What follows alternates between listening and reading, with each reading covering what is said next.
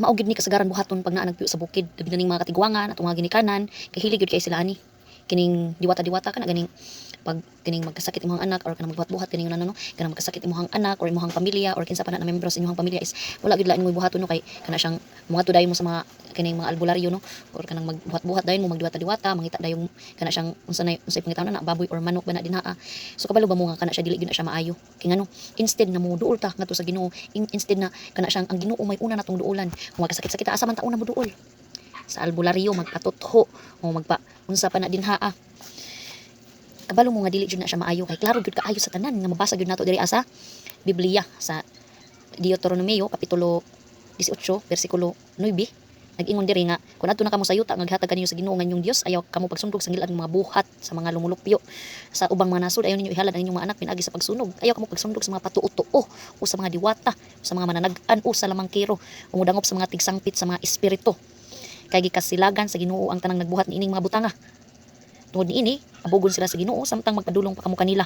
kinahanglan nga magmatilmanon kamo sa hingpit sa atubangan sa Ginoo ng inyong Dios so klaro gid kay din na maigsuonon na dili gid maayo nga muduol ka sa mga nana mga mananagna magpahimadayon yung nana kay dili gid siya maayo iya gid na siya sa dautan di ay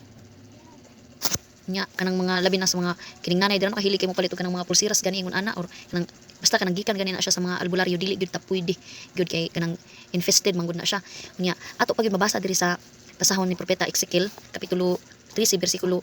18 nag-ingon siya ingna sila nga nag-ingon ang Ginoong Dios alaot kamong mga babaye nga nagtahi og mga pulsiras nga may mga anting-anting ug naghimog mga pandong sa ulo sa mga tawo nga nagkalinlain ang gidakon aron paglitag sa mga tawo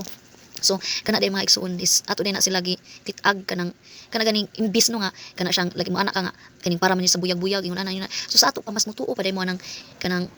mga pulsiras kanang mga unsa pa na dinha mga lucky charm feng shui unsa pa na dinha ng mga patutuo ninyo kay sa Ginoo kay kabalo biya nga ang Ginoo ang naghimo sa tanan so especially if nabunyagan na inyong anak ayaw na mo pagdulduol ang mga unsa dinha mo pagpalit-palit ang mga kanang pulsiras dinha ayaw gid ninyo kamo ang ginikanan is takog authority sa anak once ang ginikanan mo magbuot nga anak putang mga pulsiras gikan sa albularyo ang ginikanan mo moadto sa kana siyang magpa kuana ng mga diwata-diwata sa mga albularyo nga anak gihatagan biya mo authority so kamo ang nagluklok sa inyong mga anak nga magkasakit sila especially sa spiritual kay kamo man ang nagpasiugda di ba so dili man sa ingon na nagbuot ko kun dili nag-remind lang ko lain yes lain tag tinuhan tinuod pero asa may mas unahon nato ang ato kaugalingong pagsabot o ang diri mismo sa ato ang gibasa sa Bible ug naa pa gid ato babasa diri gihapon no sa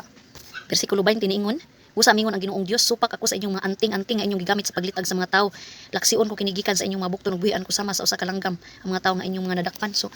dako gid sa daig tulubago ni mga kining nagbuhat ani no kay kana siyang grabe kasilagan man gyud na ingon ana day sa Ginoo so mga igsuon ko diha ni Kristo hinawton ta na kada bang ato na ato always i-remind sa atong kaugalingon na walay lain ang buhat nato walay lain makagagahom kundi ang Ginoong Dios kung makasakit-sakit atong pamilya makasakit-sakit atong anak ayaw na mo pagduha-duha og duol ngadto sa simbahan pagpahiling sa pari pag kining pagampo sa Ginoo dili kay didto mo diretso sa albularyo kay kana sila is kini siyang wala man na sila authority sa simbahan wala na sila gitugutan sa simbahan so wala may lain nga gihimo ang Ginoo sa simbahan kundi ang Katoliko raman kay mao ra may na ministry nga na mga sacramentals na makahiling sa tawo so din wala na mo pagduha-duha og duol once napabunyagan na pud nato atong mga anak ay naninyo ipadul-duol mga albularyo kay kung once nabunyagan na nato so ato na nagi-offer nga to sa Ginoo kay ang bunyag biya din habiyan abli ang tanang sakramento mo biya pinakauna ang bunyag so mao na maigsuon nga kung naa may magkasakit-sakit ayaw mo pagdiretso sa albularyo ayaw mo pag kini siyang ay mo pag kana siyang ayaw ninyo ba isit aside ang gugma sa Ginoo sa inyo ayaw ninyo pagwadi og bili ang kining gahom sa Dios kay siya ra man ang nasayo sa tanan so mao ra to may adlaw kanitan ug God bless.